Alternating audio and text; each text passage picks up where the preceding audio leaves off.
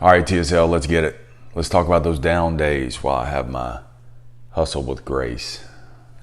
Gotta hustle, man, but you gotta have grace with it too. So let's talk real quick, man, about your down days. And you're gonna have down days, man. You're gonna have your days where you feel hopeless and you feel helpless. And I'm here to tell you, man, it's okay to feel down. But it's not okay to stay down.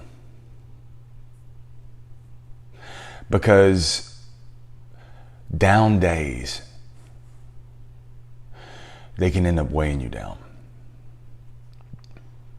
And they move from being moments of failing to monuments of failure. And when they become monuments of failure, you point to that thing and you say, that's why I couldn't make it. Because you had a down day, but it went from a moment to a monument. You have to look at your down days. One thing that'll keep you moving is if you look at your down days as mile markers, right? And so even within the mile, you may have blown that last mile up, but you got another mile ahead. And you have to think in mile markers. So in between this section, I didn't do well. But guess what? I got another mile. I tell my salespeople, in sales, play the round, not the hole. And what that means, it's a golf analogy. In golf, man, you have 18 holes. So you got to play the whole round and then see where the scorecard ends up. Don't just play the hole where this day, this deal, this situation didn't go your way. And so that's what will keep you moving. That's what will keep you in the game is you have to be able to look at things as a mile marker, because otherwise, dude, they become a millstone. You know what that millstone is? It's this big circular rock, dude, and you can put it around your neck. And what happens is those get downs, they end up weighing you down, man. So when you're down, here is a critical thing that you need to look at. You have two choices to make. You can blame or you can analyze. You can blame. You can blame the man, you can blame others, you can blame the economy, you can blame all these different things. Or as difficult as it is, you can analyze. And this is where you have to analyze the down moment. This is where you have to analyze the loss. I remember reading a interview, Kobe Bryant was, I think it was a UConn player, and they had lost, I think they lost to Notre Dame in the finals, basketball. And so they were just shooting around and stuff like that. And he asked her, he said, so did you ever watch the tape? And she said, no, Kobe. It's too difficult to watch. And he said, well, how will you ever learn to beat him if you're not willing to watch the loss and learn from it? And so when you lose and you're down, I get it. This is where you actually have to analyze it.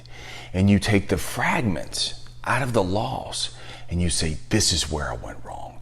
This is what I should have done. The loan doesn't go your way. You didn't get promoted. You got demoted. Boo-boo left you. You're 70 pounds overweight like I was. Whatever the situation was, man. You can blame. You can analyze. And so many people do. They lay up in blame. So what I want you to do is, I want you to realize it's okay to get down. Just don't let it take you out. Don't let it weigh you down. Let it wake you up. These are wake-up calls.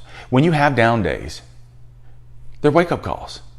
And that is life trying to wake you up, trying to nudge you, say, wake up. And when you wake up, you can blame or you can analyze. And you may look at your situation right now, dude, and you may say, you don't understand, Marsh. I've way overshot the runway. I'm way too far gone. You're never too far gone.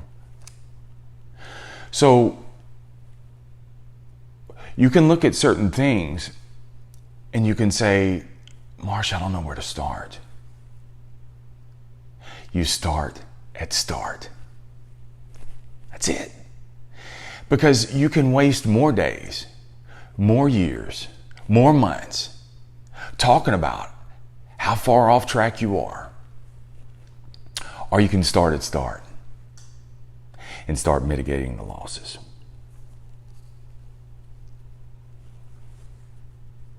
And you're going to have your times that you want to blame. You can blame, just don't stay in the blame. When you blame and you point the finger, I'll give you a few seconds. I'll give you 30 minutes. I'll give you an hour to blame. But after that, I need you to shift over to analyze. Because what I want you to do is, dude, I want you to succeed. I do. I don't want you to win. And if I ask you that question, do you want to win or do you want to succeed? You're going to say, oh, Marsh, I want to win. No, I want you to succeed. Because, see, a win is one outcome, one result. And when you don't win, if that's the only thing that you set out to do today is to win, and that doesn't happen, and many times you're going to lose more than you win. When that win doesn't come through, you quit, you give up, and you say, oh, well. That's why I want you to succeed. Because to succeed is multiple scenarios that is mixed with wins and losses. But it's also mixed with experiences too. Because even if I don't win the ultimate result, there are so many experiences within that loss that will help me win. Because one thing, I'm going to leave you with this. One thing I know, I can't always win, but I can always succeed. Be sure and share today's episode, man, with someone else. If you found value, thank you guys so much for, if you found value in today's podcast, today's episode, whatever I want to call it, man, leave your comments below. And good morning, Michael. What's happening, Kenny? Thank you guys so much for watching. Be sure and share today's episode. And you can also, with someone who, dude, they're down. They're having a down day. Send it to them.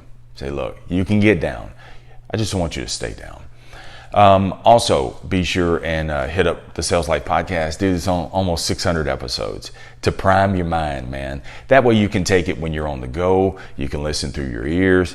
And then also, you know, because with YouTube and with videos, sometimes, man, people are standing over your shoulder. And if you're watching this, that's cool. But other times, man, you may want that when you're in the car, you're driving down the road, or you're just kind of in that zone and you need someone to help you out, man. Put the Sales Life on, man. There's 600 episodes you could choose through. It's my walk, man. We just made 3 years, by the way. October 3rd is the 3rd year anniversary for the Sales Life. And dude, I initially set out to just do it for a year. And we're just getting started 3 years later. So be sure, and it's on iHeartRadio, Amazon Music, Spotify, and also iTunes as well. And you can join the Facebook group also, or Facebook page, The Sales Life. So remember, the greatest sale that you'll ever make is sell you on you. Stay amazing. Stay in the Sales Life.